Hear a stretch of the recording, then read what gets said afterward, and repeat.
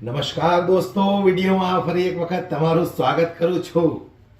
Video જે તમને બતાવવાનો છે મારે એ વિડીયો તો શોર્ટ છે, પણ એના વિશે મારે વાત જે કરવી છે એ થોડી લાંબી છે, એટલે સમય કાઢી અને વિડીયો પૂરો સાંભળજો, હું એવી આશા કરું છું. છેલ્લા લગભગ 5 વર્ષથી હું રાહ જોઈ રહ્યો હતો કે આ પ્રકારનો વિડીયો મારી સામે ક્યારે આવશે. 1 વર્ષ, 2 વર્ષ, 3 વર્ષ, 5 વર્ષ મેં કાઢી નાખ્યા. આ પ્રકારનો વિડીયો મારે જે જોતો હતો આજે મારી સામે આવ્યો. હવે તમને કદાચ એવું લાગશે કે કઈ પ્રકારનો વિડીયો ભાવેશભાઈ ગોતતા હશે, તો હું વિડીયો તમને બતાવવાનો છું. બહુ શોર્ટ છે પણ સમજવા જેવો છે. કોને? ભારતીય જનતા પાર્ટીના જે અંધભક્તો છે ને એને સમજવા જેવો છે. જેમની આંખો ઉપર અંધભક્તિના ચશ્મા લાગ્યા છે એ લોકોને સમજવા જેવો છે. એટલે વિડીયો તમારે ખૂબ શેર કરવાનો છે. સૌપ્રથમ હું તમને જે વિડીયો બતાવું એ વિડીયો તમે જુઓ, ત્યાર પછી વિડીયોમાં આપણે અંધભક્તની થોડી ધુલાઈ પણ કરવી છે, કારણ કે 5 વર્ષથી રાહ જોતા હતા આ વિડીયોની. હવે આજે આપણી પાસે આ વિડીયો આવ્યો એટલે સ્વાભાવિક છે કે અંધભક્તને પણ આપણે 2 શબ્દ કહેવા તો પડે જ. એટલે સૌથી પહેલા તો દોસ્તો તમે આ વિડીયો જુઓ. ભાઈ, હું એક ભારતીય જનતા પાર્ટીનો કાર્યકર્તા છું, પણ મને એવો વહેમ હતો કે હું કાર્યકર્તા છું અને આ જે કાર્ડ આયુષ્માન કાર્ડ છે, લોકો સામાન્ય લોકો અમારા ઓફિસે કાર્યાલય અમને ફરિયાદો કરતા હોય કે આ કાર્ડ યુઝ કરી છે ને અમારી તકલીફો છે, ત્યારે અમે સમજતા હોય કે નહીં એવું ન થતું હોય, આ કામ થતું જ હોય. પણ આજે મારા ફાધરને એટેક આવ્યો છે. આજે 15 વર્ષ થયા. મારા ફાધરને એક કેન્સર પીડિત છે, 2 નળી બ્લોકેજ આવી છે. આજે સારવાર દરમિયાન આ લોકો એવું કહેતા હોય કે તમારો અંગૂઠો ન થતો. હું જાતની ભલામણ કરવા છતાં મારું ન થતું હોય ને મારે જો કેસનો આગ્રહ ડૉક્ટરો રાખતા હોય ને મારે કેસથી કરાવવું પડતું હોય તો સામાન્ય લોકોની તો કઈ હાલત થતી હશે તે મારો અંતરાત્મા જાણે છે. પણ હું એવું કહું છું કે આયુષ્માન કાર્ડ એવું છે કે લોકોની એક લોલીપોપ છે ને, એ આ લોલીપોપ, આ મોટી લોલીપોપ કહેવાય. તો હવે હું અંધભક્તને કહેવા માંગુ છું, આજે તારા ઘર ઉપર આફત આવી, તારા પપ્પાને એટેક આવ્યો, આયુષ્માન કાર્ડમાં તારા પપ્પાની સારવાર ન થઈ, એટલે તું મીડિયા સમક્ષ આવી અને તારી વરાળો કાઢે છે કે ભાઈ આયુષ્માન કાર્ડ એટલે લોલીપોપ. વારે મારા અંધભક્ત, ચશ્મા ઉતરી ગયા. અંધભક્તિના ચશ્મા હતા, ઉતરી ગયા.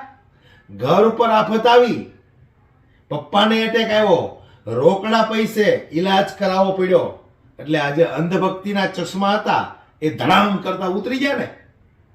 ઉતરી ગયા ને. અમે 5 વર્ષથી આ બરાડા પાડીએ છીએ કે અંધભક્તો મોદી ભક્તોના ઘરે જ્યારે આવે આફત આવશે ને ત્યારે એમની આંખો ઉઘડશે. આજે આ એકની ઉઘડી છે.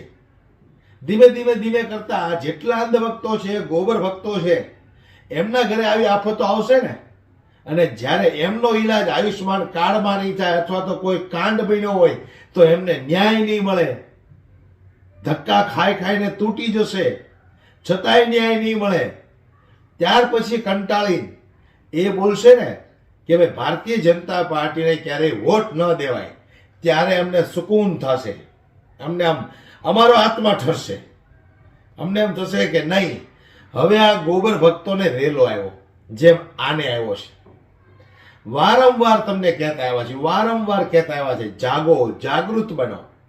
અને હવે ખરેખર જો આ ભાઈ જાગૃત બન્યા હોય ને તો મારે એટલું જ કહેવું છે કે તમે જો જાગૃત બન્યા હોય તો તમારા બીજા 50, 100 મિત્રો, સગા વાલા, સંબંધીઓને પણ જાગૃત કરો કે ભૂલથી પણ કમળનું બટન ન દબાવશો.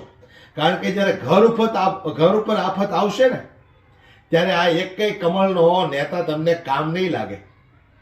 આજે તકલીફ પડી ગઈ ભાઈને, અંગૂઠો દબાવવાનું કહે છે, ફલાણું દબાવવાનું કહે છે, હે અરે આવી તકલીફ તો એક સામાન્ય માણસ, ગરીબ માણસ રોજે રોજ લઈને જીવે છે. તને આજ ભાઈ તકલીફ પડી ગઈ એટલે સોશિયલ મીડિયાની અંદર વરાળો કાઢવા માંડ્યો કે હું ભારતીય જનતા પાર્ટીનો કાર્યકર્તા છું, મારા પપ્પાને આજે એટેક આવ્યો, આયુષ્યમાન કાર્ડ કામમાં ન લાગ્યું. એટલે હું લોકોને કહેવા માંગુ છું કે આયુષ્યમાન કાર્ડ એક લોલીપોપ છે, એટલે આ વાપરવાની જરૂર છે નહીં કાંઈ. આવા નવા લોલીપોપ આપે છે ભાજપવાળા. વાહ રે મારા અંધભક્ત વાહ! આટલી બધી જાગૃતતા આવી ગઈ, પપ્પાને એટેક આવ્યો એમાં, હે? એટલે અમે કહેવા માંગીએ છીએ, હમણાં જે કાંઈ કાંડો બન્યા તમે જોયું ને છેલ્લા 2-4-6 મહિનામાં, કેટલી જગ્યાએ બળાત્કારો થયા. હવે આવી જ ઘટનાઓ જ્યારે અંધભક્તોના ઘર સુધી પહોંચશે ને ત્યારે એમ થશે કે નહીં, ખરેખર આપણે અંધભક્તિના ચશ્મા પહેરીને આટા મારતા હતા, ગુલામીનું જીવન જીવતા હતા. જે રીતે અત્યારે અમરેલીની ઘટના બની હતી, એક દીકરીને ન્યાય નથી મળ્યો, એએસપીને સસ્પેન્ડ કરવામાં નથી આવ્યા. કોની મહેરબાનીથી? ભારતીય જનતા પાર્ટીના નેતાઓની મહેરબાનીથી.